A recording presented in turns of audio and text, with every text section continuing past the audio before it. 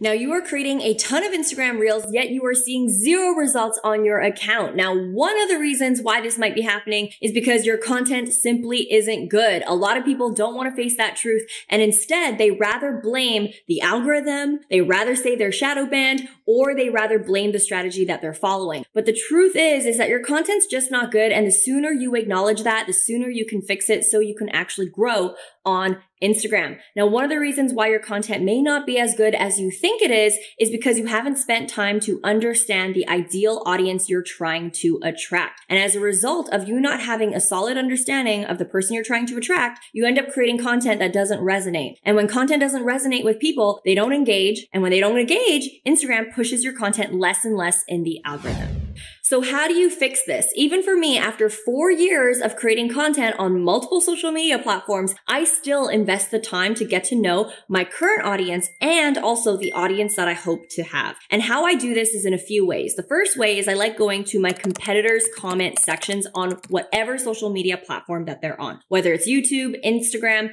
anything. And what I like to do is when I get into their comment section, I hyper focus on the questions that their audience has even after watching their content. Because not only does this tell me what content I should be creating, but it also gives me insight to the gap that exists in the market. And especially if you are a newer content creator, this is the arena that you are going to want to play in. A lot of people complain that the market is saturated or that there's already a ton of competitors, but the gold is in the comment section because their audience is basically telling you what that creator failed to address and failed to do in their content. So if you are a newcomer, this is a really great way for you to use those content ideas as your competitive advantage.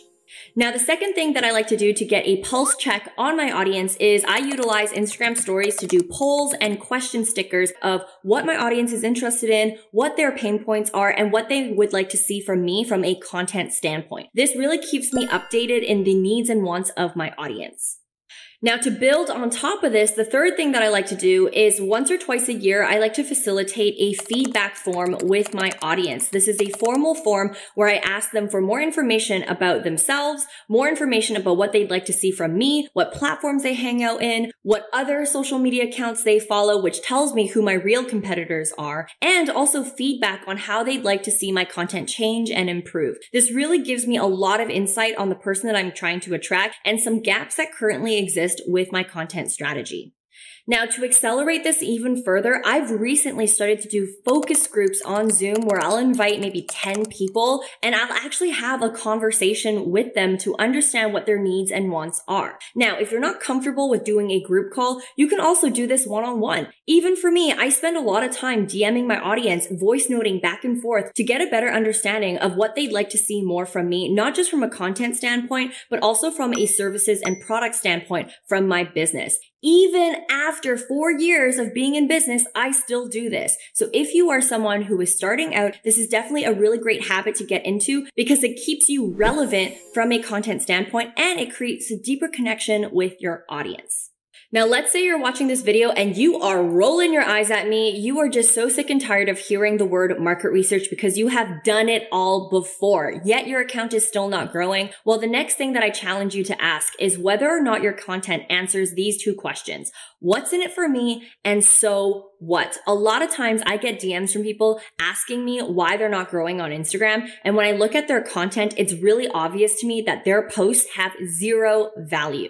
For example, I once had someone DM me asking me why her reach on her Instagram Reels was so low. So I checked her content and I noticed most of her Reels was centered around photos and videos of herself and her family. Now, while this is cute and it works really well for a personal account, if you are someone who is serious about growing on Instagram, your posts need to add value. It needs to answer the question of what's the main takeaway? What's in it for your audience? Because if it's just photos and videos of yourself and your family with zero value, then of course you're not going to grow because people don't resonate with a post, therefore they don't engage with it. And if they don't engage with it, Instagram doesn't push it out in the algorithm, which is why your reach is not at the level that you want it to be at.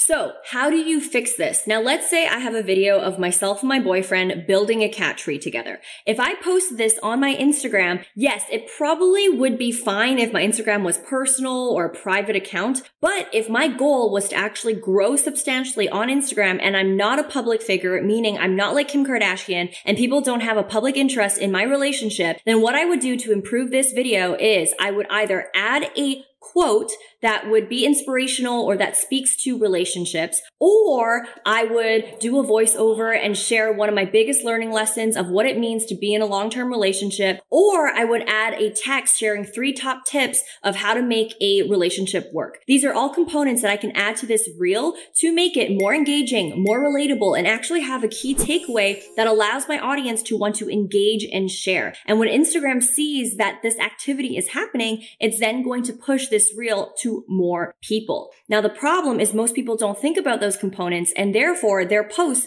don't have educational or entertainment value, which is why their posts don't actually get the reach that they want.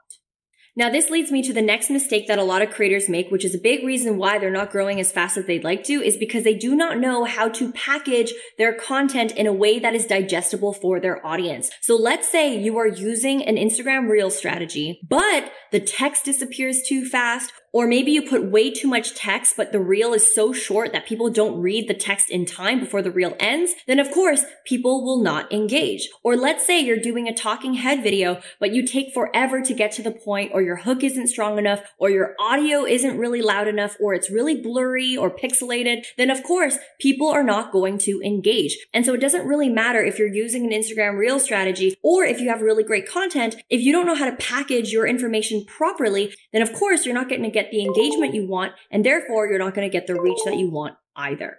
On the flip side, let's say you're using Instagram carousels to grow. Another problem that can happen is maybe your branding is too hard to digest, meaning your colors are too bright, your fonts are really hard to read, or maybe you are using all 10 slides, but each slide is basically like an essay, then of course people aren't going to swipe through. And when they're not swiping through, they're not going to engage because they didn't get the value that was intended with your post. And when they don't engage with your post, then of course your post is not going to get bumped in the algorithm. And so bottom line is that it doesn't matter how good your content is or whether or not you're using the right strategy. If you do not know how to package your content effectively, then you're not going to grow the way that you want to.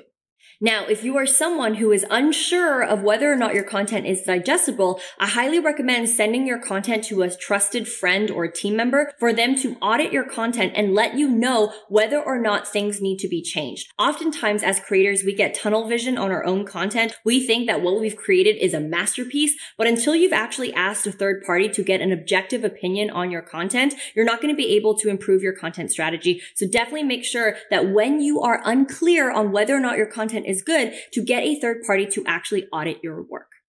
Now, let's say you're someone who's watching this video and you understand all of these elements to creating great content, yet you are still seeing zero growth on your account. Well, this might be because you don't know which feature to leverage on Instagram in order to hit your goals. For example, let's say your goal is to increase your reach, specifically your reach to people who don't follow you yet. Well, you'll absolutely want to integrate an Instagram Reels strategy instead of a carousel strategy. And to boost your efforts, you may want to layer on trending audio in order to get more views. Now, on top of reaching people who don't follow you yet, let's say you want to nurture your existing audience. Well, here's what I would do. I would still incorporate an Instagram Reel strategy, but instead of doing shallow trend-based content like this, I would do talking head videos where I can go deeper on a subject and accelerate my authority. In addition to this, I would also leverage Instagram stories and even go live with my audience to deepen connection even further. Because even if these two features, stories and lives, don't necessarily reach people who don't follow you, they're really great tools to actually build community with your existing following, which would then increase the loyalty for your brand over time.